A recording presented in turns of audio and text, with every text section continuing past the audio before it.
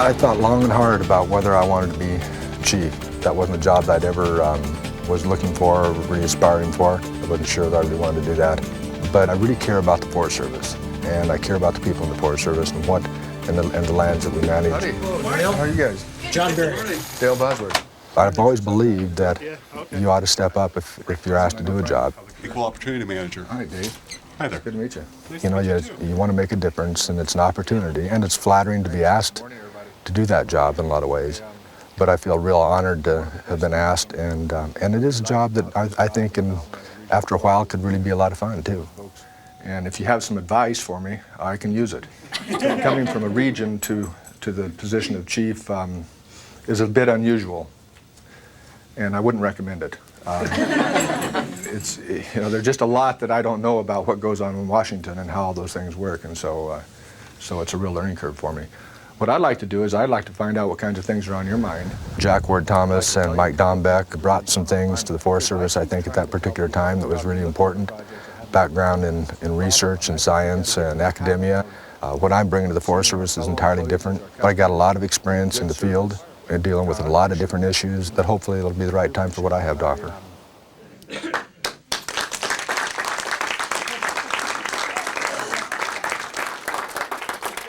It would have fit me about 3 months ago, but my head's too big now. Obviously, there's some days that are more fun than other days, but every day gets better. And that's been the case with every job I've ever had. I mean, the first 6 months of any new job, you're still trying to find your way around. You don't have the things sorted out. And so, at least for me, and I've gone through this a lot of times, a new job, so I know to expect that. And there's a lot of good people that you get to meet, you get to deal with, and there's some fun parts of it. One of the things I was trying to comment on earlier is we have had a recreation initiative, and we've had the recreation being part of the natural resource agenda. Mm-hmm. And then when I talk to folks on a district, they say our amount of recreation dollars are down from what it was. So people are almost telling me that don't make it too high of a priority because otherwise we'll lose more money. Well, if you ever have some ideas or suggestions about things that we can do better to help people. As long as you take care of that land, I'm happy. Take care of the land. We tread lightly. I was going to ask you that. You're all familiar with the Tread Lightly program and all that kind of stuff. Well, that's good. You belong to a four-wheel club? Talking to people, particular people that are out recreating or coming into a visitor center or something and just getting a chance to talk with folks like that, I mean, I really do enjoy it because they're usually in a good mood when they come there. And we spend most of our time with sort of the people who are really unhappy with us on one end or the other. Or we read the articles in the paper that are trying to find the controversy, and so we start believing what we read. And yet, there's an awful lot of people out there that really like what we're doing. Deny access, because some people really can't afford it and want to take their kids to the woods. We don't want the National Forest to be the King's Forest, I mean, where only rich people can go. National Forest need to be a place where all people can go and have a good experience. Lots of work, no end of it.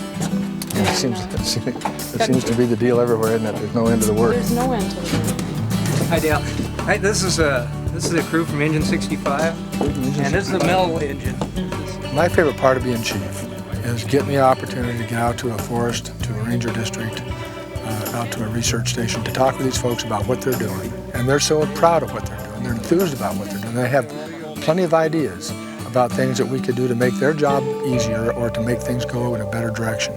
A lot of our engines are running a little bit short, 1 or 2 people short, because we just can't pick them up like we used to be able to. Yeah, it's different in California than the rest of the states, because the rest of the states, we go out and steal people from the state because our benefits and our and from Washington, we'd always take the good ones from the state. And I mean, a lot of this country is I'm convinced it's going to take a lot of mechanical work before we start doing some prescribed burn. That's exactly right. And that doesn't come cheap. But the other side, I think that the National Fire Plan is a really important thing for us. I want to put a lot of emphasis on that. It's a great opportunity. It's something that we really need to be successful on the ground with. If we could get the discussion going on what condition we want the land to be in, how many trees and what size of trees do we want to be left on the land and what condition should it be in, and then we go out and look for the least cost way to achieve that. And if the least cost way is a timber sale, to achieve that objective, then we use a timber sale. If the least cost way is to use a service contract, then we use a service contract. What we've done in the Forest Service for the past 20, 30, 40 years, it seemed to me that we focus on what we take from the land. We ought to be talking about what we leave on the land because that's what's really important. That's where the common ground is. But everybody wants to argue about what we take off, not about what we're leaving. And that's really It's really reversed from what I believe it should be. This is Dale Bowser for the Forest Service. I talked with Senator Thomas a couple of days ago regarding the fire near Jackson Hole.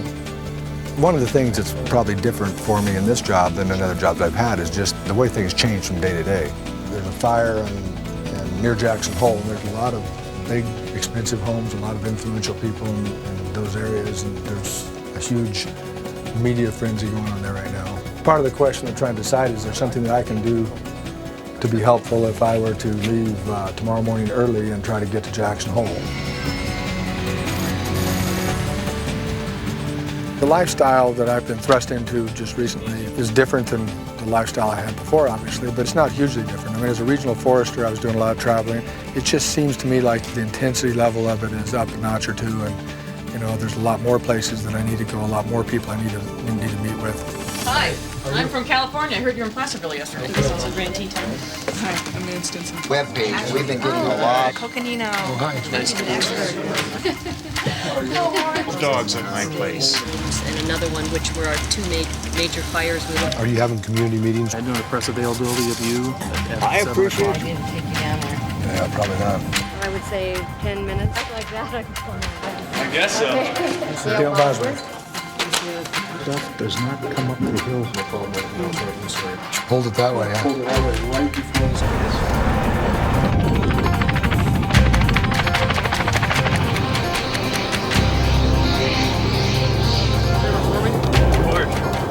Thank you, sir. I know you're tired. Still trying to get rid of the cold. Get that west wind blowing like 37. Nice to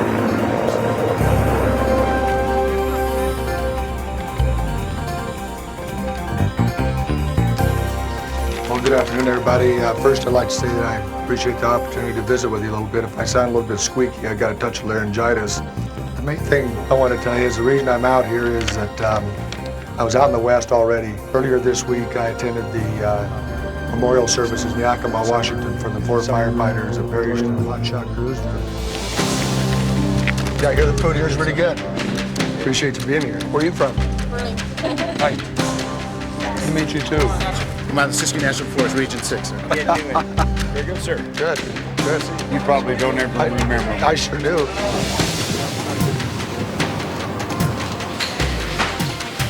We've heard what the report out is of the groups. So far, a typical day is a whole lot of meetings, just one right after the other. We're trying to get control of that because, you can spend all your time doing that and not get anything done. But you have to do some of that to start with because I'm new. There's a lot of people that come into D.C. and they want a meeting. I've done a lot of Hill visits with representatives and senators. So just an awful lot of the day is spent doing that stuff. As a result of that, it is incumbent upon us as servants of the people to be prepared to move. Years ago when I saw the chief of the Forest Service doing it, the last job I ever wanted was one of those jobs. I'd see him go testify in Congress, and I'd say, I just don't want to do that. I mean, I can't see anything fun about that at all. And the last couple of years, I started doing some testifying, even when I was regional forester, and I've done several as chief. At this point, and I'd be happy to answer any questions. Chief, I hope that you now understand you sit in a place of constant, ubiquitous, and certain criticism. Every organization has to have a person that's ultimately responsible. And in the end, the chief has to be responsible for what takes place in the Forest Service. It's a tough position to be in. I think you're in it. Right on that New River train. I'm right on that New River train. The same old train that brought me here is going to carry me away again. All right. Dale, we have something very special for you. This is a certificate of achievement. I really care a lot about people, about Forest Service people in particular, and I get pretty passionate about that. I mean, I get very defensive when I hear people criticizing Forest Service people. Yeah! But he's had the unfortunate opportunity to be promoted to Chief of the Forest Service. It's an incredibly difficult job. It's $3 billion a year, 30,000 employees, 191 million acres of land, the largest forestry research organization in the world, tremendous support for state and private forests, internationally forestry. It dwarfs most of the major private corporations in the world. So it's a very, very difficult and challenging job. The conditions in the forest have not improved. We recognize what a huge job we have to tackle. We can't wait that long to fix this problem. The forest will burn down. With those of other agencies. Now, this is only the beginning. But I'd really like to, if I can get 30 minutes of your time, there's several things I want to talk to you about. I'll try to call you. Leave it on. I guess whatever you could do to help. To stay, I can't afford it on I'm not going to be trying to make some great announcement that's going to all of a sudden shift the direction of the Forest Service in an entirely different way. I think what people see from me is more of a progression of changes. I mean, I believe more in a sort of an evolutionary kind of a change rather than a revolution. How does the roadless initiative impact the ability to manage these fires? But what I'm trying to get at is I think our focus and our priorities, at least for the next... The roadless issue is something that I get asked about a lot, and it's also an issue that I'd like to get behind us, because I don't want my whole time as chief to be wrapped up in dealing with the controversy of roadless areas. I mean, the frustrating thing about the roadless issue to me is that, I mean, just a very small amount were we ever intending to build roads in. I do believe that roadless areas are important, and I believe that we ought to be maintaining roadless values. But I also think we got to do that in a way that feels satisfactory to both the American people at large as well as the local people who are being affected. New Chief of the Forest Service, Dale Bosworth, who's been a tremendous addition. So far, my dealings with the administration have been really positive. Secretary Veneman has been real supportive. I think she really likes the Forest Service, really wants us to do well, wants us to get our financial management straightened up, wants us to be a world-class service provider, and I think that she has belief that the Forest Service can be that way. 440.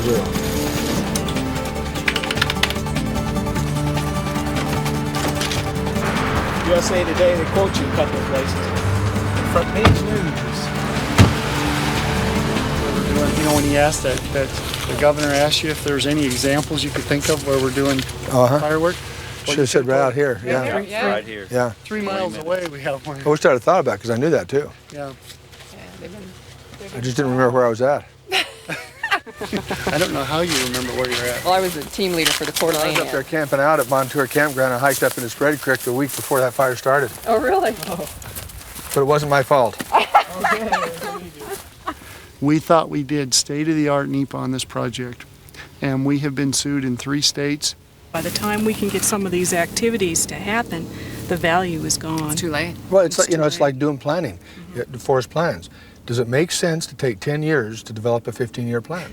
I mean, would anybody think that? I think the Forest Service is into an analysis paralysis. And for me, what that means is that we've got so many processes that we have to do some little job on the land. Now, I believe that we still need to make good decisions. We still need to be sensitive about what we do on the land. We've got to have good science to back up what we're doing.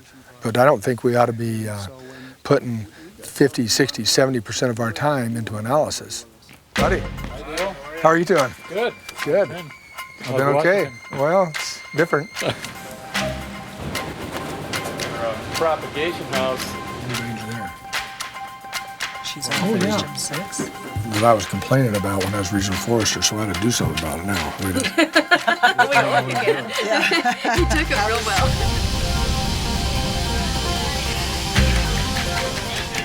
How's John? Doing good. Been traveling straight, have you? Yeah. That's what it sounds like.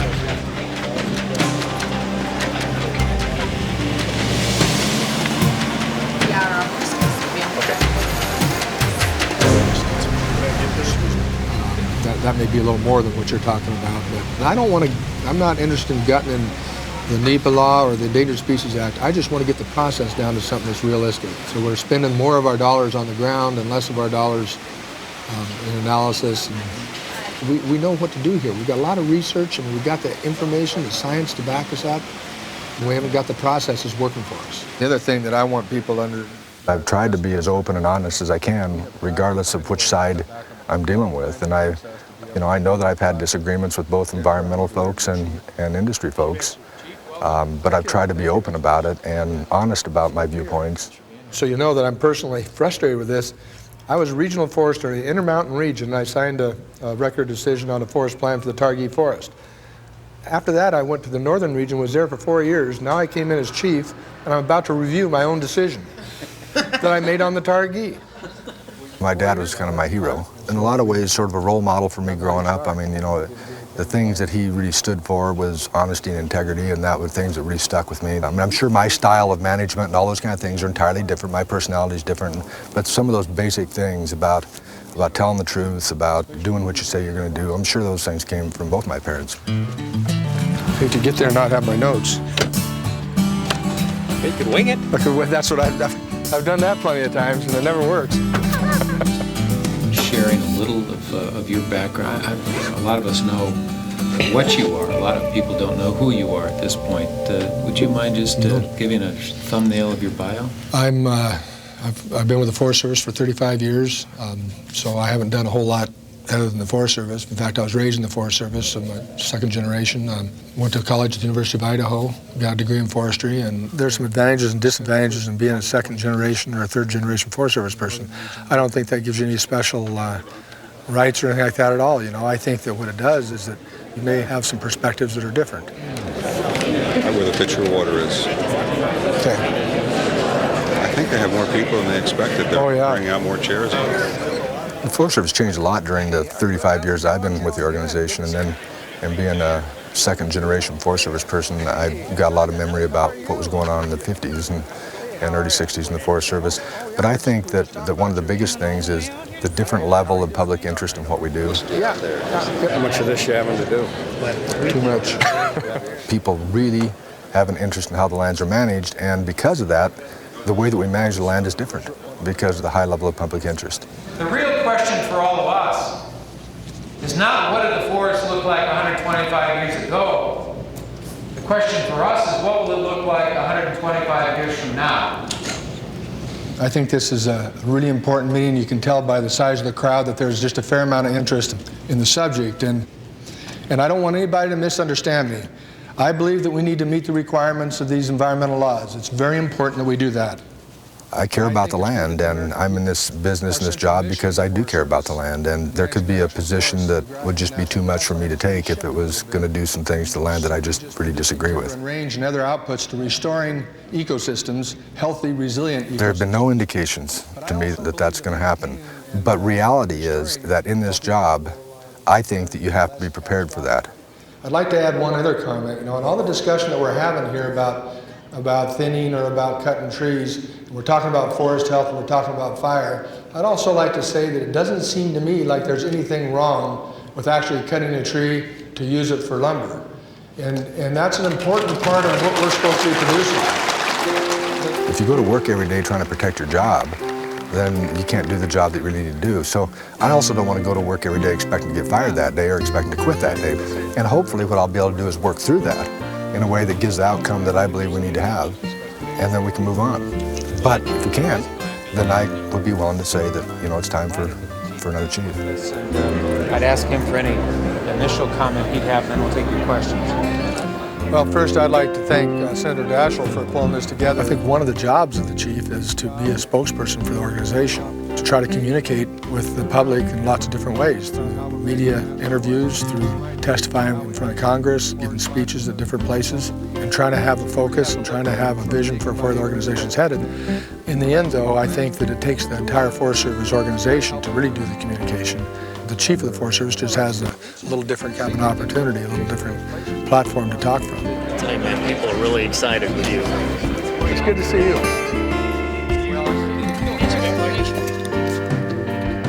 I was asked in the hearing what kind of legacy I wanted to leave, and that is why I came to the Forest Service. What I really want to do is a real good job while I'm here. I want to make a difference in the long run. When I leave this organization, I want it to be a healthy organization where people have respect for each other and where the public has high respect for us, and that we have the capability to make adjustments and move in directions that the public wants us to move. That's what I'd like to leave.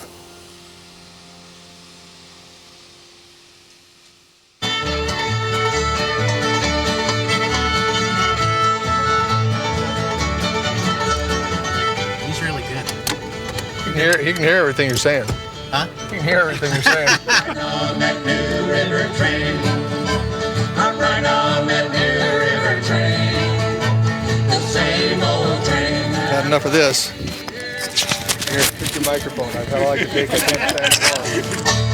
All right.